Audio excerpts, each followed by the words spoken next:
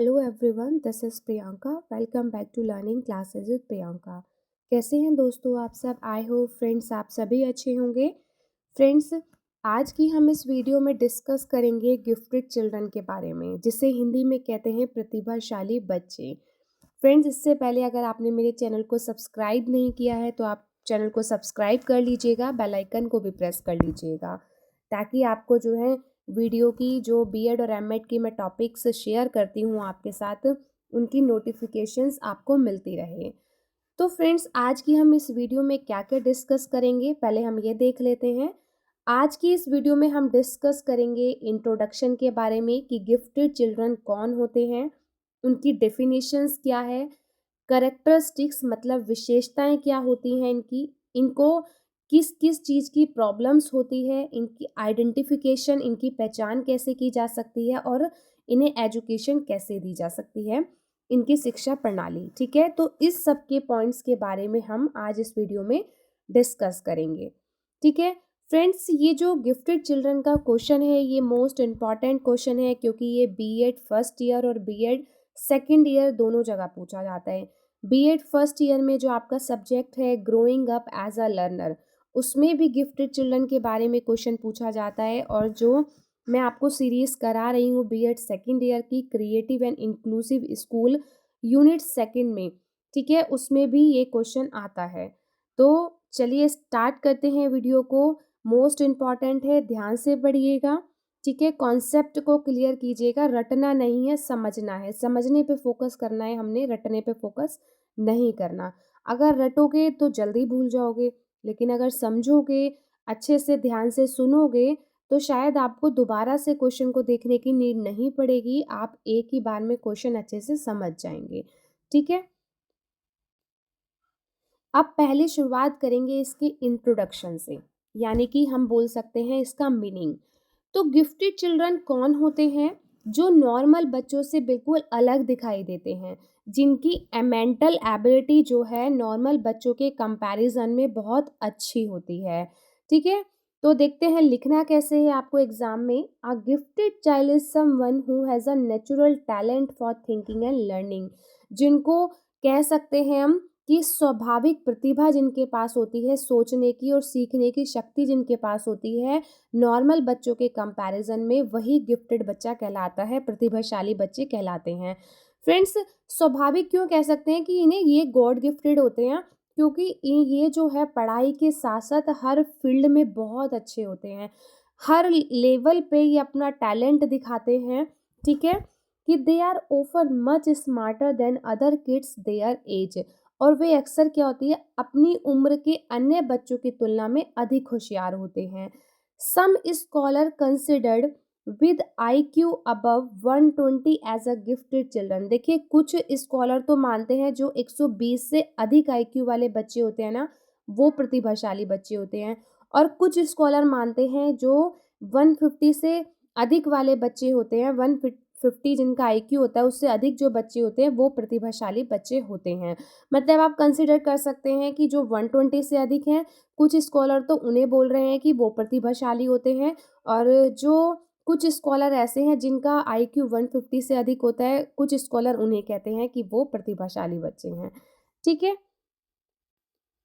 और क्या पॉइंट्स लिख सकते हो आप कि a gifted student is a kid who does exceptionally well in school compare to other kids of the age and experience. एक प्रतिभाशाली छात्र वो बच्चा होता है जो स्कूल में समान उम्र और अनुभव के अन्य बच्चों की तुलना में असाधारण रूप से अच्छा प्रदर्शन करता है, जो हर जगह अव्वल होता है। They stand out because they are really good at learning and understanding things. वे अलग क्यों दिखाई देते हैं? क्योंकि वो हर चीज़ों को सीखने में और समझने में बहुत अच्छे होते हैं। वो नॉर्मल बच्चों से आपको बिल्कुल अलग दिखेंगे, मतलब दिखाई देने में नॉर्मल होते हैं, लेकिन हम अगर IQ लेवल की बात करें, अगर उनकी हम मेंटल एबिलिटीज़ की बात करें, तो नॉर्मल बच्चों से बिल्कुल अलग होता है। अगर नॉर्मल बच्चे यहाँ स्टैंड करते हैं तो वो यहाँ स्टैंड करते हैं, मतलब उनसे ऊपर।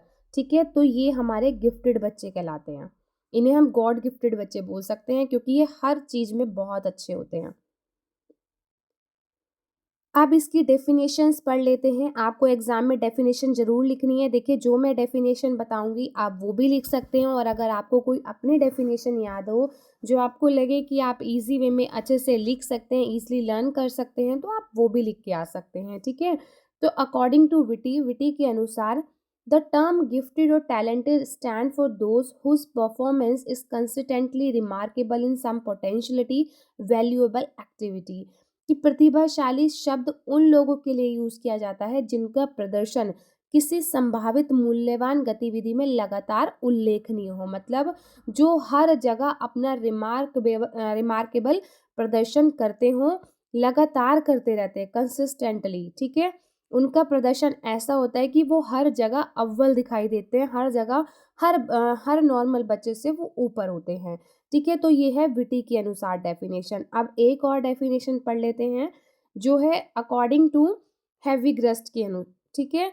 द टैलेंटेड और gifted child is one who shows consistently remarkable performance. देखिए, दोनों डेफिनेशन में ज़्यादा डिफरेंसेस नहीं है। आपको अगर याद करनी है तो आप ये भी कर सकते हैं, क्योंकि कंसिस्टेंटली रिमार्केबल परफॉर्मेंस तक दोनों में सेम है। उसके बाद यहाँ लाइन चेंज होती है बस, ठीक है। In any worthwhile line of endeavour की जो किसी भी सार्थक प्रयास में लगातार उल्लेखनीय प्रदर्शन करता है, वो प्रतिभाशाली बच्चा कहलाता है। ठीक है, तो ये दोनों डेफिनेशन आपको लर्न करनी है। इसके अलावा भी कोई आपको लर्न होती है तो आप एग्जाम में लिख सकते हैं। अब बात करते हैं इसकी कैरेक्टरिस्टिक्स की, कि प्रतिभाशाली बच्चे की क्या विशेषताएं होती हैं। तो देखिए, आप एग्जाम में इसी तरीके से फ्लो चार्ट्स बना सकते हैं, ठीक है। अगर लॉन्ग क्वेश्चन में आपसे पूछा गया है तो आप पहले फ्लो चार्ट के थ्रू हेडिंग्स बताइएगा, क्योंकि देखिए क्वेश्चन लिखा हुआ भी अच्छा लगता है अगर आप फ्लो चार्ट बनाते हैं, लेकिन उसी तरीके से क्वेश्चन कीजिएगा टाइमिंग के अकॉर्डिंग, जो आपके पास टाइमिंग हो, जितना टाइमिंग में आप क्वेश्चंस को ईजिली लिख सकते हो, ठीक है। तो फ्लो चार्ट बनाने के बाद आप हर हेडिंग को एक्सप्लेन कीजिएगा। तो जैसे फ्लो चार्ट में ये मैंने हेडिंग्स बताई हैं आपको, उसके बाद इन हेडिंग्स को हम वन बाय वन करके डिस्कस करेंगे। तो सबसे पहला है हमारा क्विक लर्नर, मतलब जल्दी सीखने वाले शिक्षार्थी। कि ऐसे बच्चे कौन होते हैं जो अपनी उम्र के बच्चों से जल्दी सीखते हैं। इन्हें जो भी टीचर्स पढ़ाती है, ये सबसे पहले क्लास के अंदर सीख जाते हैं, ठीक है। इवन कितनी बार ऐसा होता है कि टीचर्स इन्हें कुछ बताती है और उन्हें पहले से ही पता होता है, ये टीचर के आगे आगे बोलते हैं कि हाँ हाँ मैम, हमें ये सब आता है, ठीक है। तो ये क्विक लर्नर होते हैं। इनकी विशेषता सबसे पहले क्या है कि वो जल्दी सीख जाते हैं बच्चे। दूसरी है एक्सेप्शनल मेमोरी, मतलब एक्सीलेंट मेमोरी बोल सकते हैं। इनकी याद करने की जो पावर होती है वो बहुत अच्छी होती है। ये हर चीज़ को बहुत अच्छे से रिकॉल कर सकते हैं, इंफॉर्मेशन को रिटेन कर सकते हैं। मतलब जो भी इन्हें पढ़ाया जाता है इन्हें वो याद रहता है, वो जल्दी रिकॉल करते हैं, ठीक है। Making it easier to remember and use what they have learn, ठीक है, कि उसे याद रखना और उसका उपयोग करना उनके लिए आसान हो जाता है। नेक्स्ट हेडिंग पढ़ते हैं, वाइड रेंज ऑफ इंटरेस्ट।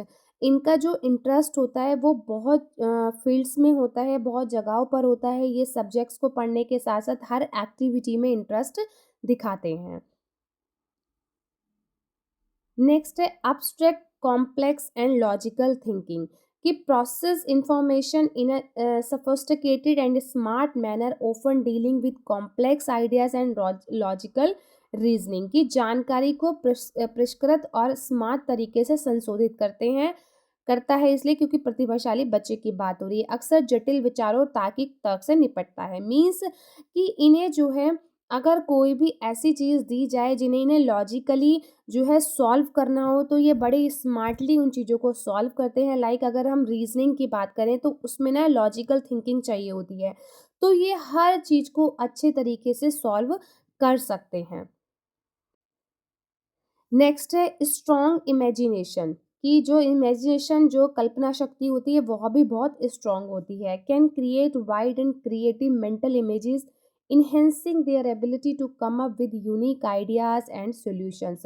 कि अद्वितीय विचारों और समाधानों के साथ आने की उनकी क्षमता को बढ़ाते हुए ज्वलित और रचनात्मक मानसिक छवियां बना सकते हैं। मतलब कि स्ट्रॉन्ग इमेजिनेशन हम बोल सकते हैं कि ये यूनिक यूनिक आइडियाज़ देते हैं, हर चीज़ का सॉल्यूशन निकालने की कोशिश करते हैं, क्रिएटिव मेंटल एबिलिटीज़ होती है इनकी। नेक्स्ट है हाईली डेवलप क्यूरियोसिटी, हर चीज़ को जानने में उत्सुकता दिखाते हैं, जिज्ञासा होती है कि हम छोटी से छोटी चीज़ के बारे में भी जानें। टीचर से कंसिस्टेंटली क्वेश्चंस करते रहते हैं। क्वेश्चन अगर टीचर कुछ सब्जेक्ट के से रिलेटेड कोई टॉपिक को पढ़ा रही है तो इनकी जिज्ञासा क्या होती है कि हम हर एक छोटे टॉपिक के बारे में सोचें और उसके बारे में जानें, हमें हर चीज़ के बारे में पता होना चाहिए। ये इस तरीके से क्यूरियोसिटी होती है इनके अंदर कि possess a strong desire to explore करने की एंड अंडरस्टैंड द वर्ल्ड, और संसार को समझने की, दुनिया को समझने, कह सकते हैं हम कि दुनिया को खोजने और समझने के लिए ये क्यूरियस रहते हैं। Consistently asking questions and seeking knowledge, कि दुनिया को सोच खोजने और समझने, लगातार सवाल पूछने और ज्ञान प्राप्त करने की तीव्र इच्छा रखते हैं। नेक्स्ट पढ़ते हैं प्रॉब्लम सॉल्विंग कैपेसिटीज, कि इनके अंदर क्या होता है, समस्या समाधान क्षमताएं भी होती हैं। जो अगर इनके सामने कोई ऐसी प्रॉब्लम्स होती हैं तो ये क्या करते हैं, ईजिली उसको सॉल्व करने की कोशिश करते हैं और ईजिली भी उसको अपने लॉजिकल थिंकिंग पावर से सॉल्व करते हैं। कि demonstrate a high skill in finding solutions to challenges using logical and creative thinking to overcome obstacles, कि जो भी चुनौतियाँ हम कह सकते हैं, जो भी बाधाएं हम कह सकते हैं इनके सामने आती हैं, तो ये क्या करते हैं, लॉजिकली और क्रिएटिविटी, अपना माइंड यूज़ करके, अपनी थिंकिंग को यूज़ करके उस प्रॉब्लम को सॉल्व करते हैं। शार्प मेमोरी पावर बहुत अच्छी होती है, अच्छे से हर चीज़ को याद रख सकते हैं, हर इन्फॉर्मेशन को याद रख सकते हैं, जल्दी से लर्न कर लेते हैं, नॉलेज को कह सकते हैं ना कलेक्ट कर लेते हैं, कि जहाँ से भी नॉलेज इन्हें मिले उसको ये हर चीज़ को याद रखते हैं। एक एक स्टोरिंग पावर होती है इनके माइंड के अंदर, जहाँ पर सब कुछ स्टोर रहता है। ठीक है। रेगुलर अटेंडेंस एंड स्कूल्स में कभी भी अब्सेंट नहीं होते, हमेशा रेगुलर रहते हैं। कि maintain consistent attendance as school showing a commitment to learning and participating in educational activities, कि क्या होता है कि स्कूल्स में लगातार जो है अटेंडेंस को अपने बनाए रखते हैं, हम एक्टिविटीज़ में पार्टिसिपेट करते हैं, स्कूल में जो भी एक्टिविटीज़ होती हैं उसमें पार्टिसिपेट करते हैं और स्कूल्स में जो है रेगुलर रहते हैं। नेक्स्ट पॉइंट पढ़ते हैं good common sense and general knowledge, कि जो इनकी जीके होती है वो भी बहुत अच्छी होती है। कि demonstrate the ability to make wise and practical decision in everyday situations, showing good judgement and understanding. They knows a lot about many things, possess a wide range of information on various subjects, allowing them to have a well-rounded understanding of the world।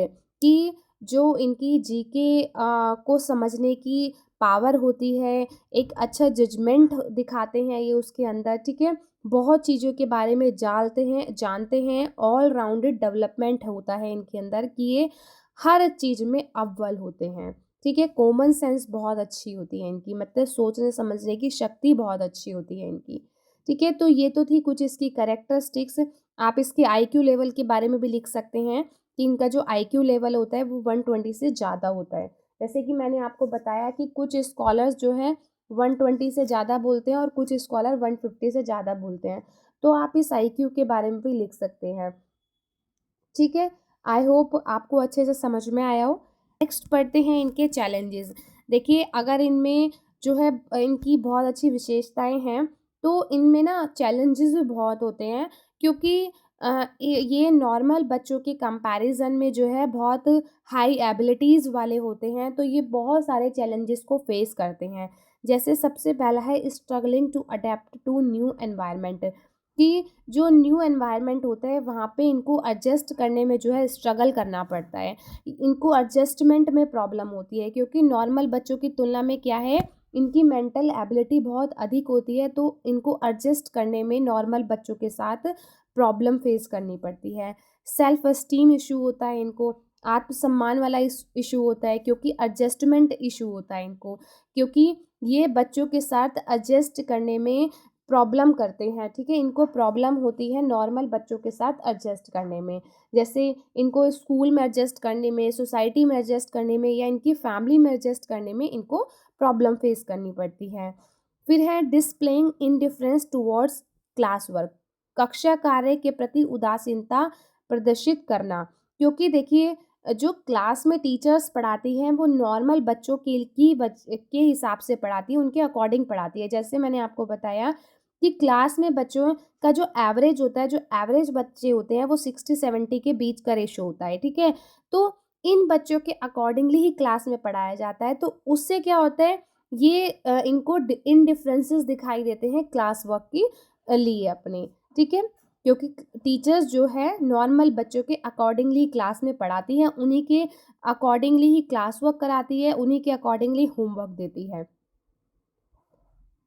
Next है developing an inferiority complex are common issue. जो normal issues होते हैं, ठीक है, जो common issue है इनके लिए हीन भावना विकसित होना। हीन भावना क्यों विकसित होती है? इन्फीरियरिटी कॉम्प्लेक्स विकसित होता है इनके अंदर, उसका डेवलपमेंट होता है क्योंकि नॉर्मल बच्चों के साथ ये एडजस्ट नहीं कर पाते। नेक्स्ट है if the classroom content is not challenging enough for them they may feel boredom. अगर क्लासरूम का जो वर्क होता है ये चैलेंजेस नहीं होता इनके लिए, तो क्या होता है, ये बोर्डम फील करते हैं। क्योंकि जो क्लास में टीचर पढ़ा रही है तो वो तो सब जानते हैं, वो जल्दी सीख लेते हैं, जल्दी समझ जाते हैं। तो उसके बाद क्या होता है, ये बोर फील करने लगते हैं। देखिए आपने कुछ बच्चे ऐसे अपने साथ के भी देखे होंगे कि क्या होता था, कुछ बच्चे ऐसे होते हैं क्लास में जो अपना वर्क जो है जल्दी से जल्दी ख़त्म कर लेते हैं, हर चीज़ को समझ जाते हैं। अगर कोई टीचर चैप्टर पढ़ा रही है तो वो पहले से पहले तैयार करके रखते हैं कि सपोज़ इंग्लिश का चैप्टर है, टीचर उसको हिंदी में समझा रही है, पढ़ा रही है, ट्रांसलेट कर रही है, तो इन्हें पहले से ही पता है। तो उसके बाद क्या होगा, वो तो बोर हो जाएंगे क्लास के अंदर क्योंकि वो पहले से ही जानते हैं इसके बारे में, ठीक है। नेक्स्ट है because of the variety interest they find themselves in great difficulty in choosing right type of school subjects and vocations in future life. इनका जो इंटरेस्ट होता है वो हर फील्ड में होता है।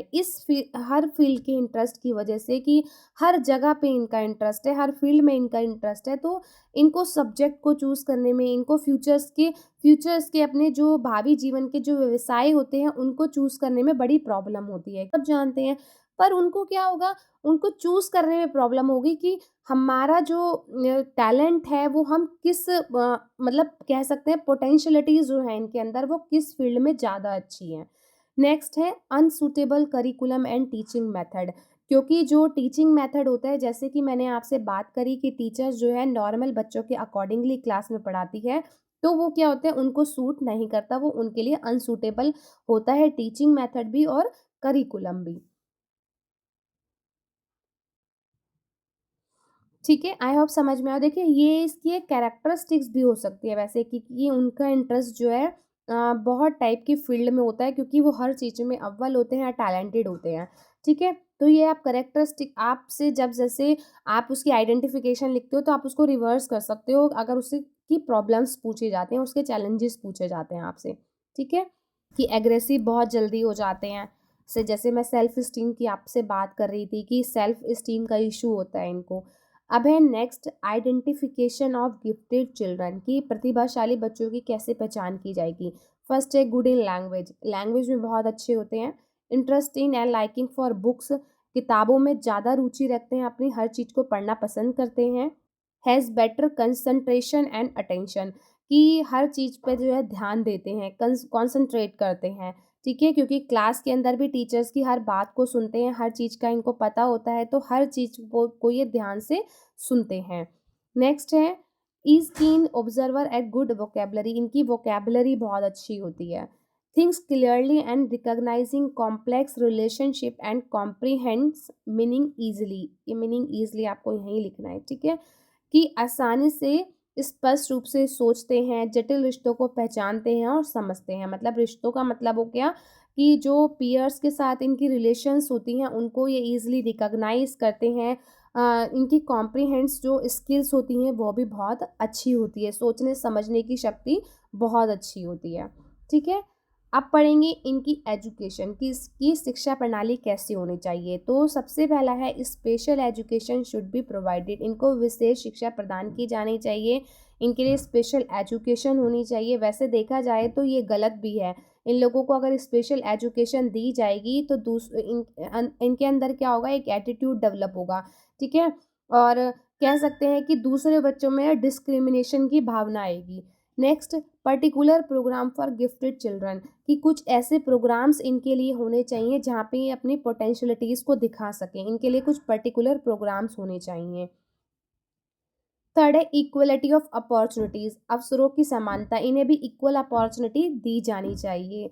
को करिकुलर एक्टिविटीज़, इनके लिए जो है को करिकुलर एक्टिविटीज़ होनी चाहिए जहाँ पे ये अपनी और अच्छी पोटेंशियलिटीज़ को दिखा सकते हैं, ठीक है।